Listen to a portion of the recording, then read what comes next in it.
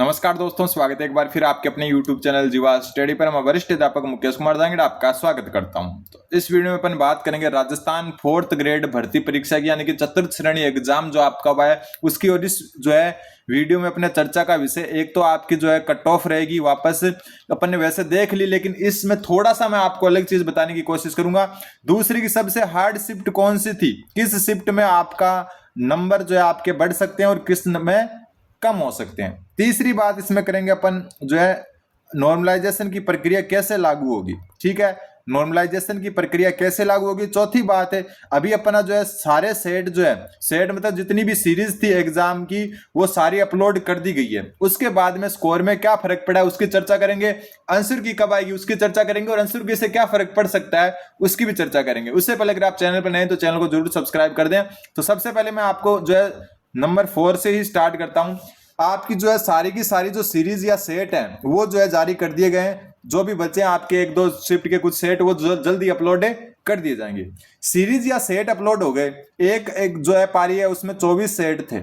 एक पारी में कितने थे? 24 सेट थे। और मैं ये गारंटी ले रहा हूं कि 95% स्टूडेंट जो है ना उनका स्कोर अभी डाउन आया होगा। जिसने चेक कर लिया उसको पता भी चल गया होगा। अगर आपके पहले 75 बन रहे थे हो सकता है आपके जो है 73 बन रहे हो, या हो सकता है 70 भी पहुंच चुके हो आप। पहले आपके 85 बन रहे थे तो हो सकता है अब आपके 80 बच रहे हो। पहले आपके 95 बच रहे थे, हो सकता है अब आपके 90 ही नहीं बच रहे हो।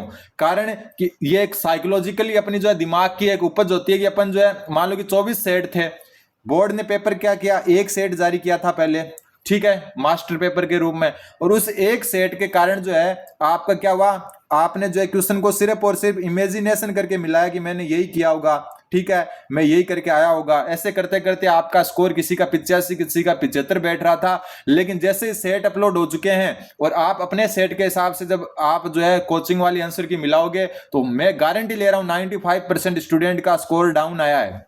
ठीक है, भले आप मानो या नहीं मानो, ठीक है, लेकिन 95% स्टूडेंट का स्कोर डाउन आया है। और मेरा तो ये मानना है कि 3 क्वेश्चन से लेकर 6 क्वेश्चन तक डाउन गए हैं स्टूडेंट, और कोई हो सकता है कोई और भी ज्यादा डाउन गया हो। इतने कम से कम डाउन गए सीरीज जो है रिलीज होने के बाद में। अब आपके आंसर की बात करें, आंसर की क्या जो है वैसे आलोक राज जी ने बोल रखा है कि 1 महीने के आसपास हम जारी कर देंगे, 20-25 दिन में। चलो कभी भी आंसर की जारी होती है वो अलग बात है। आंसर की आने के बाद में आपके 2 से लेकर 5 नंबर तक, या फिर 2 से लेकर जो है अपन कह सकते हैं 4-5 नंबर तक और डाउन होंगे। अभी तो क्या होंगे? और डाउन होंगे। ये रियलिटी है। मैंने 3 एग्जाम क्लियर किए हैं, उसके बेस पर बता रहा हूं। मेरे खुद में भी ये होता था, सबके साथ ये होता है, ठीक है। क्योंकि अपन क्या करते हैं, जैसे मान लो कि आप 109 क्वेश्चन करके जो है सेंटर से निकले, मैंने आपको कॉल किया कि कैसा हुआ पेपर, आप बोलोगे यार बहुत अच्छा हुआ था, कितने बच जाएंगे? कि 109 किए तो 90 से ऊपर तो बच ही जाएंगे। ठीक है, मान लिया 90 से ऊपर बच जाएंगे। जब वो चेक करते हैं, कारण कि अपना सेट ही नहीं था अपने पास, अपन ने इमेजिनेशन किया कि हाँ ये इसका ये करके आया हूं, मैं इसका ये करके आया हूं, तो आप क्या करते हो, उस इमेजिनेशन के चक्कर में आपका स्कोर जो है फिर भी डाउन जाता है। आप 90 प्लस का कहते हो हाथों हाथ, लेकिन आप भले ही बिना सेट के जो है मिलाते हो, लेकिन आपका मान लो स्कोर बचता है 82 के आसपास, ठीक है, काट पीट कर। फिर आप क्या करते हो, आपका सेट आता है, क्या था आपका सेट, और आपके सेट में ये क्वेश्चन जो है आपके हो जाते हैं 75 के आसपास, और आंसर की में ये भी आपके 72 के आसपास हो जाएंगे। मैं गारंटी ले रहा हूं इस चीज की। सारे स्टूडेंट नहीं, हार्ड मार्किंग भी बहुत सारे स्टूडेंट करते हैं, उनका कोई जो है अपन नहीं कह सकते, लेकिन 95% स्टूडेंट लूज मार्किंग करते हैं। लूज मार्किंग कैसे?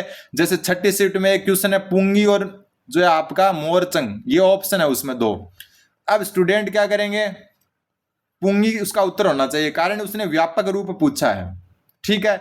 पुंगी वाले भी इसको सही मानकर बैठे हैं, मोरचंग भी सुशील वाद्य यंत्र है, लेकिन ये व्यापक रूप से नहीं है, तो इसको मोरचंग वाले भी सही मानकर बैठे हैं। दोनों इसको सही मानकर बैठे हैं, तो ये दोनों ने जोड़ रखा है, जबकि ऐसा होगा नहीं आंसर की में, ठीक है।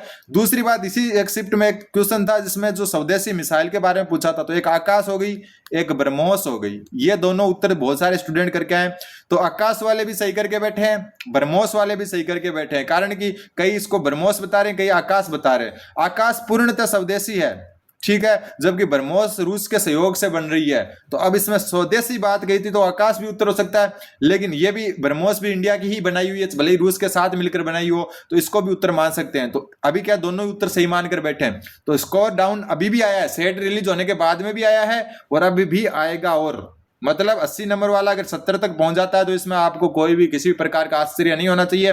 85 वाला 75 पे भी पहुंच सकता है। किसी ने हार्ड मार्किंग की है वो अलग बात है, लेकिन ये रियलिटी यही होती है। बहुत सारे स्टूडेंट मेरे सामने हैं जिनके इतने डाउन होते हैं, 10-10 15-15 नंबर डाउन होना भी बहुत बड़ी बात होती है। ठीक है, फिर बात आती है कि हार्ड शिफ्ट कौन सी थी।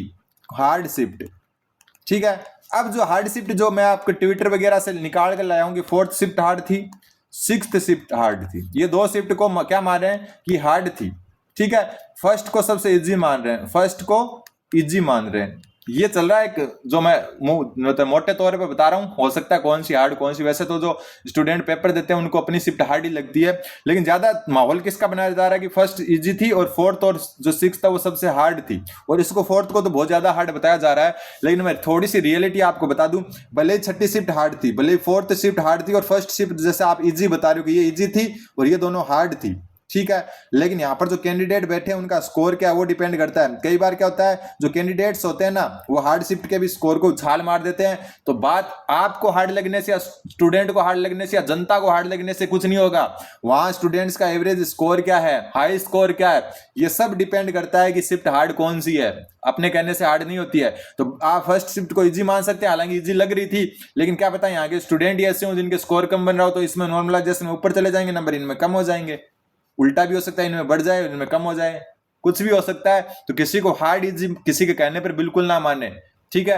हार्ड इजी का मतलब होता है वहां पर स्टूडेंट ने क्या काम किया है, क्या परफॉर्मेंस दी है उन्होंने, क्या नंबर आए, क्या उनके औसत नंबर आए। तो हार्ड शिफ्ट में कई बार जो है सारे के सारे जो है ऊपर लेवल के स्टूडेंट जो है घुस जाते हैं और वो स्कोर हाई मार देते हैं। तो हार्ड कुछ नहीं होती है, ठीक है, हार्ड डिपेंड करता है स्टूडेंट पर, ठीक है, अपने को लगने से नहीं होता, ठीक है। दूसरी बात नॉर्मलाइजेशन की कर लेते हैं एक और, कि नॉर्मलाइजेशन में यार इतने नंबर जो है इस बार तो 1-2 नंबर ही बढ़ेंगे, तो ये आपकी दिमाग की गलत फहमी है कि 1-2 नंबर ही बढ़ेंगे। हाँ, 1-2 नंबर बढ़ सकते हैं, लेकिन बढ़ने को 4 भी बढ़ सकते हैं, 5 भी बढ़ सकते हैं, 10 भी बढ़ सकते हैं, जैसा पशु परिचय में बढ़ा था। और ये पहले भी बता चुका मैं कि ये नहीं है कि नया फॉर्मूला तो 1-2 नंबर ही बढ़ेंगे, नंबर ये भी बढ़ सकते हैं, ये भी बढ़ सकते हैं। बस नए फॉर्मूले का फायदा इतना है कि जैसे पशु परिचय में एक शिफ्ट से बहुत सारे स्टूडेंट लग गए थे, इसमें लगभग सभी जो 6 सभी शिफ्ट है उनमें लगभग बराबर लगेंगे, बराबर भी नहीं लगभग बराबर, ठीक है। लगभग बराबर का मतलब है मैं बता चुका कि कहीं से जो 8,700 लग जाएंगे, कहीं पे 8,500, तो किसी शिफ्ट से हो सकता है 9,500 भी सिलेक्ट हो जाए, क्योंकि जो है सभी बराबर नहीं लगेंगे, लगभग बराबर लगेंगे। फायदा इतना ही है, बाकी नॉर्मलाइजेशन तो है इसमें भी होगा, 4-5 नंबर का भी हो सकता है, 1-2 का भी हो सकता है, 10 का भी हो सकता है, लेकिन डिपेंड करेगा कि सबसे रेशियो बराबर चका जाएगा। कट ऑफ में बार बार बता चुका, वापस याद दिला देता हूं आपको। मैंने 2 कट ऑफ बताई थी, एक मिनिमम एक मैक्सिमम। वो पिछले वीडियो में अगर आपने नहीं देखी तो वापस बता देता हूं। जनरल की मैंने मिनिमम बताई थी कि 75 से 77 क्वेश्चन जा सकती है, और मैक्सिमम 80 से 82 क्वेश्चन जा सकती है, हाईएस्ट इतनी जा सकती है।